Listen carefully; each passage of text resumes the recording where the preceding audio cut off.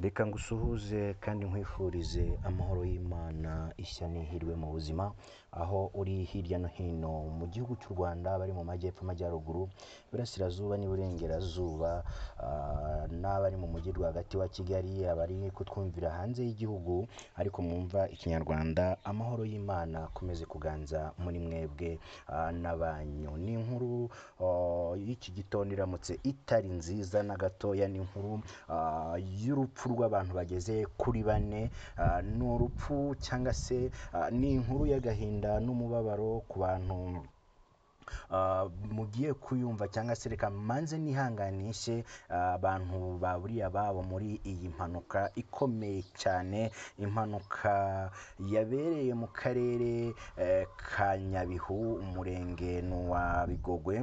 Ni impanuka yabaye ku munsi w'ejo ahagana mu masaa moya, saa 2, saa 3 gutyo kuzamura. Akaba ari impanuka yasigiye abantu benshi agahinda n'umubabaro. Ni impanuka navuga ngo yaje mu buryo butunguranye, ndetse akaba ari impanuka yateye igikuba mu bantu. Nyuma y'inkuru twababwiye yuko mu karere ka Huye kwasiteri yagonze, cyangwa se kwasiteri yabuze feri, bityo igakora agisida nk'uko mwabibonye, igahitana abantu batandukanye barimo n'umushoferi, abandi 13 bagakomereka. Iyo kwasiteri yarimo abantu 15. Ubu ngubu noneho inkuru iri guturuka mu karere ka Nyabihu mu murenge wa Bigogwe, haravugwa ngo ahavuzwe haruguru.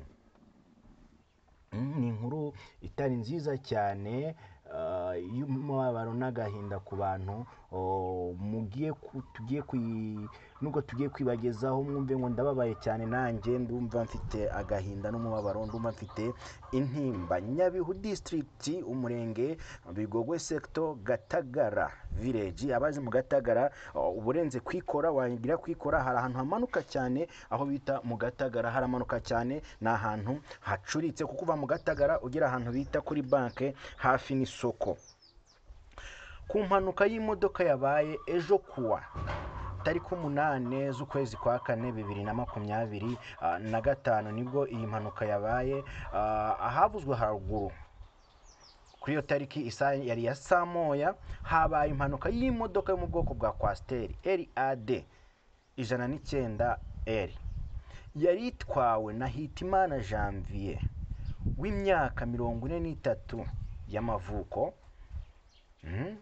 Ntabwo ari muto kandi si mukuru. Yavaga Rubavu ijya Musanze.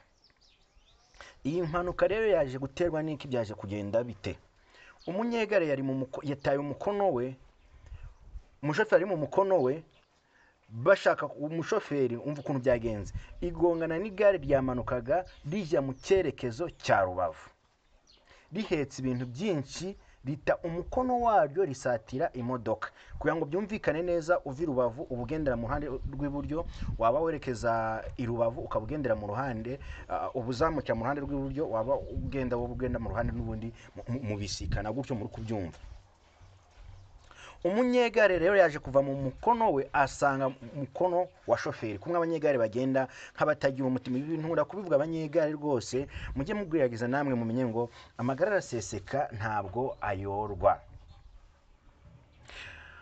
Rijya mu cyerekezo, ibintu byinshi, rita umukono waryo risatira imodoka. Imodoka yahunze igare, ita umukono wayo isatira abaturage.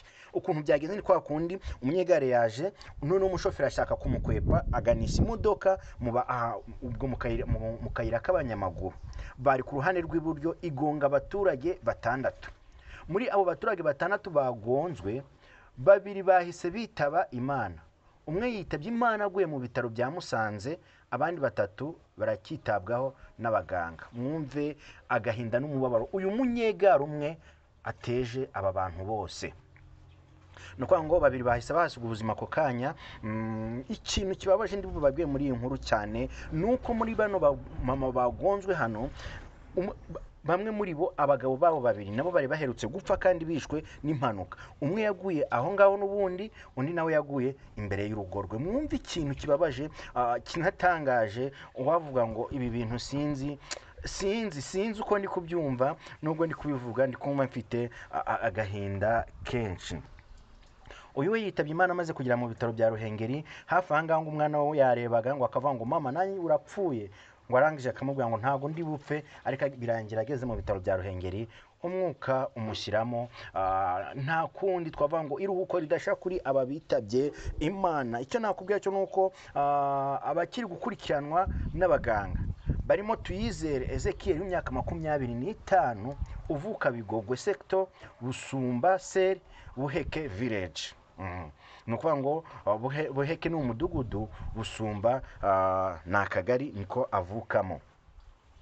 N'uwitwa Ndorimana w'imyaka 23 yari akiri mutoya cyane nawe uvuka mu murenge wa Karago, akagari ka Mwiyanike, umudugudu ntibabashije kumenya uwo ari we. Uwa gatatu n'uwitwa Kadari Diodoni w'imyaka 49 uvuka Bigogwe, akagari ka Kijote, umudugudu wa Bikingi. Abangaba nibo bakiri gukurikiranwa, uretse ko ari amakuru avuga ko n'umunyegare nawe yaba yamaze kwitaba Imana, bityo bakaba bamaze kwasiga ubuzima ari abantu 4. Ntabwo turabimenya neza, turaza kuba tubimenya. Abapfuye hamaze gupfa abagore 3 cyangwa se ababyeyi 3, abamama 3. Kostazi Kagwera w'imyaka 64 uvuka Bigogwe sector Kijote, mu kagari ka Kijote.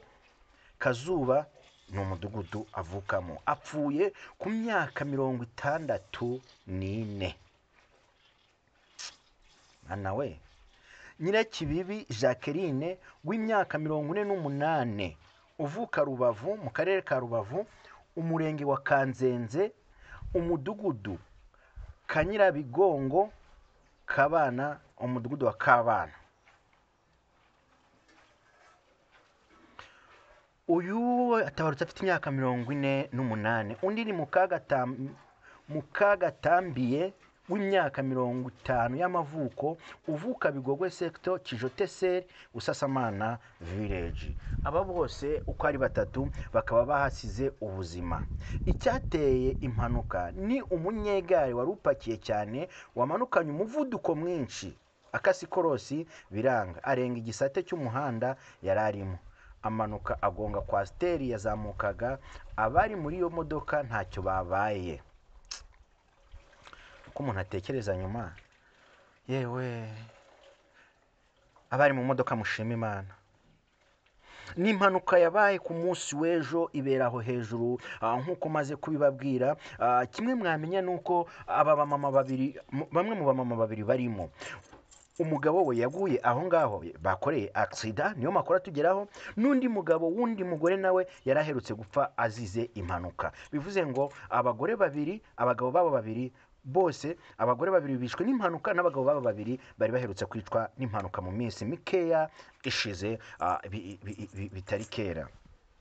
Ikindi wamenya, umwe muri aba bamama asize abana 5, undi ntituramenya uko bimeze. Gusa amakuru ahari aravuga ko bazashingura ku munsi wo ku cyumweru.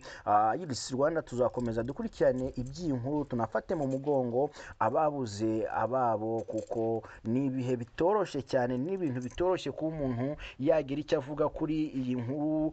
Nanjye ubwanjye nyitangaje numva mfite agahinda n'umubabaro kuva ku munsi w'ejo tubabwira ukuntu Huye byagenze. Uyu munsi wa none mwumvise ukuntu Nyabihu byagenze. Basigaye mukomeze kwihangana, kandi nta kundi.